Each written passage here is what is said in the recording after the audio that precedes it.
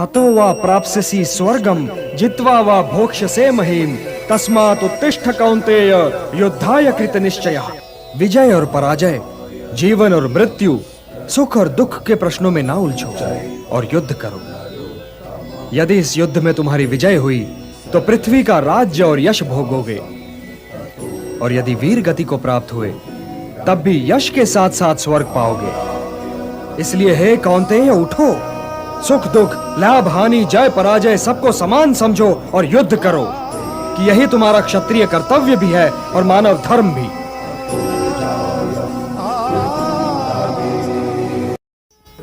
कर्मण्येवाधिकारस्ते मा फलेषु कदाचन मा कर्म फल हेतुर्भूः मा ते संगोस्त्वा कर्मणि।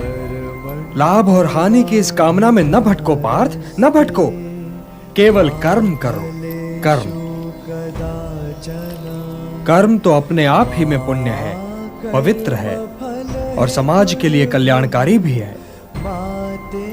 कर्म तो स्वयं ही अपना फल भी है पार्थ, परंतु यदि तुम समाज कल्याण के कार्य में स्वयं अपना हित मिला लोगे तो तुम्हारा वो कर्म अशुद्ध और अशुभ हो जाएगा।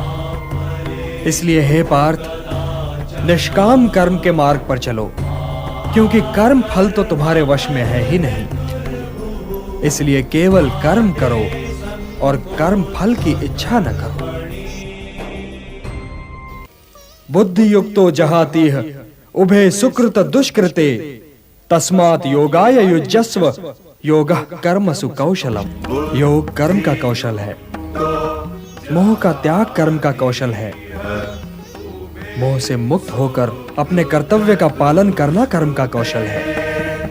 सफलता और असफलता दोनों ही में समान रहना कर्म का कौशल है।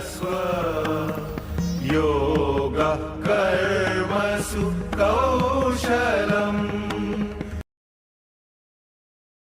प्रजहाति यदा कामान सर्वान् पार्थ मनोगतान् आत्मन्येवात्मना तुष्टः स्थितप्रज्ञस्तदोच्यते।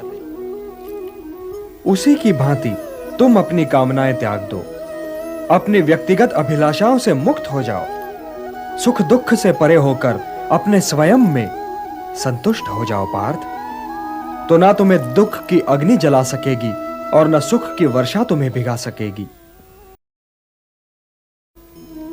ध्यायतो विषयान् पुंसः संगस्तेषु उपजायते संगात् संजायते कामः कामात् क्रोधो विजायते।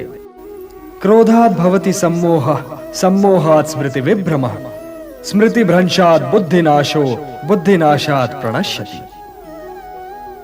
हे पार्थ, सामान्य पुरुष विषय का ध्यान करता है और विषय का ध्यान उसे आसक्त बना देता है। इस आसक्ति या लगाव से काम का जन्म होता है। जब काम की पूर्ति नहीं होती तो क्रोध उत्पन्न होता है। जब क्रोध उत्पन्न होता है तो विषय के प्रति मोह और बढ़ जाता है, और जब मोह और बढ़ जाता है पार्थ, तो सोचने की शक्ति भटक जाती है। जब सोचने की शक्ति भटक जाती है तो बुद्धि का नाश होता है, और जब बुद्धि का नाश होता है तो मनुष्य का सर्वनाश हो जाता है। या निशा सर्वभूतानां तस्यां जागृति संयमी यस्यां जागृति भूतानि सा निशा पश्यतो मुनेः। हे पार्थ, सत्य इंद्रियों की पहुंच के बाहर है। ऐसा नहीं कि मुनि को भूख नहीं लगती, लगती है, परंतु वो अपनी भूख के परे देखता है और ये सोचता है कि भूख का उपचार क्या है। इसीलिए सामान्य मनुष्य का दिन मुनि के लिए रात है, और जो सामान्य मनुष्य की इस रात से अपने को बचा ले वही स्थित प्रज्ञ है। सामान्य मनुष्य तो उन नदियों की भांति है जिन्हें व्याकुलता बहा ले जाती है, परंतु उन्हें अपने मार्ग का ज्ञान नहीं होता। वो तो अंधाधुंध बही जाती हैं, क्योंकि वो केवल बहने ही को अपना कर्म समझती हैं, और वो अपना सारा जल, अपनी सारी उथल पुथल सागर में उड़ेल देती हैं। किंतु सागर फिर भी अपने तटों की मर्यादा का उल्लंघन नहीं करता। इसी प्रकार कामनाओं की नदियां सामान्य मनुष्य को तो बहा ले जाती हैं, परंतु जब वो मुनि तक आती हैं तो मुनि उन्हें समेट लेता है और अपनी मर्यादा का उल्लंघन नहीं करता। हे पार्थ, तुम भी सागर बनो। सागर मुनि है, सागर ज्ञानी है। तुम भी ज्ञानी बनो पार्थ, क्योंकि ज्ञान ही उत्तम है। लोकेस्मिन् द्विविधा निष्ठा पुरा प्रोक्ता मया नघ, ज्ञान योगेन सांख्यानाम कर्म योगेन योगिनाम। संसार में दो प्रकार के लोग होते हैं, अंतर्मुखी और बहिर्मुखी। जो अंतर्मुखी होते हैं वे स्वयं के भीतर जाकर ईश्वर को देखते हैं, यही ज्ञान योग है। और जो बहिर्मुखी होते हैं वे स्वयं से बाहर निकलकर उसे प्राप्त करने का प्रयत्न करते हैं, किंतु कर्म से छुटकारा नहीं, क्योंकि स्वयं के भीतर जाकर उसे खोजना भी तो कर्म ही है। हे कुंती पुत्र, मार्ग तो यही दो हैं, एक ज्ञान योग का और दूसरा कर्म योग का। नियतम कुरु कर्मत्वम कर्मज्यायो ह्य कर्मणः, शरीर यात्रापि चते न प्रसिद्धेत अकर्मणः। ये जो अपने इंद्रियों को नियंत्रित रखे, जो उन पर अपनी चेतना का अंकुश लगाकर उन्हें कर्मोन्मुख करे, उन्हें कर्म की दिशा दिखाए, वही श्रेष्ठ है। वो अपने विकल्पों को समझता है पार्थ, और अपनी संकल्प शक्ति का प्रयोग करता है। और हे पार्थ, अपने नियत कर्म करना कुछ न करने से अच्छा है।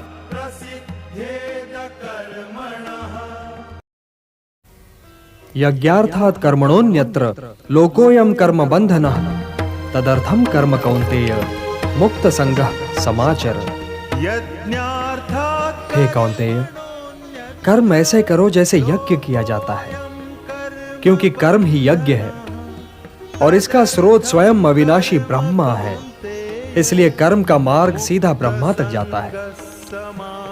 और इसीलिए जो व्यक्ति सृष्टि चक्र चलाने में योगदान नहीं करता, उसका जीवन मूल्यहीन हो जाता है। न मे पार्थास्ति कर्तव्यम त्रिषु लोकेषु किंचन, नानवाप्तम अवाप्तव्यम वर्त एव च कर्मणि।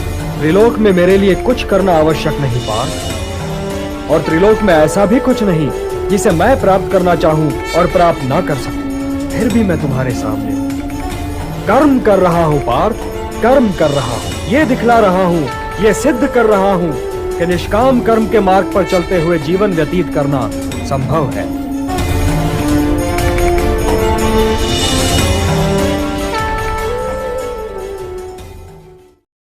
सक्ताः कर्मण्य विद्वांसो यथा कुर्वन्ति भारत, कुर्यात विद्वान तथा सक्तः चिकीर्षुर्लोक संग्रहम्।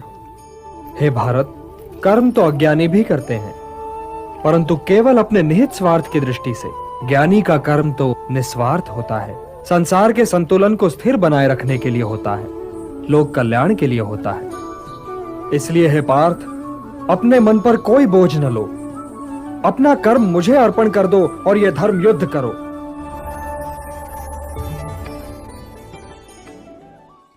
आवृतम ज्ञानमेतेन ज्ञानिनो नित्यवैरिणा, कामरूपेण कौन्तेय दुष्पूरेण नलेन च। काम और मोह की अग्नि ज्ञान को नष्ट कर देती है और इसीलिए ज्ञानी की वैरी है। इंद्रियाणि पराण्याहुः इंद्रियेभ्यः परम मनः, मनसस्तु परा बुद्धिः यो बुद्धेः परतस्तु सः। हे पार्थ, जड़ पदार्थ से इंद्रियां श्रेष्ठ हैं और इंद्रियों से श्रेष्ठ है मन, मन से श्रेष्ठतर है बुद्धि और बुद्धि से भी श्रेष्ठ है आत्मा। तो आत्मा की चिंता करो पार्थ, आत्मा की चिंता करो और देह, इंद्रियों, मन और बुद्धि से ऊपर उठने का प्रयत्न करो। बहूनि मे व्यतीतानि जन्मानि तव चार्जुन, तान्यहं वेद सर्वाणि न त्वं वेत्थ परंतप। हां पार्थ, मेरे और तुम्हारे बहुत से जन्म हो चुके हैं, मुझे वो सारे जन्म याद हैं, परंतु तुम्हें याद नहीं है। हे परंतप, वैसे तो मैं अजन्मा हूं, अविनाशी हूं और समस्त प्राणियों का स्वामी हूं, परंतु मैं अपनी प्रकृति को अधीन करके अपनी ही योग माया से प्रकट होता रहता हूं। यदा यदा हि धर्मस्य ग्लानिर्भवति भारत अभ्युत्थानम् अधर्मस्य तदात्मानं सृजाम्यहम्।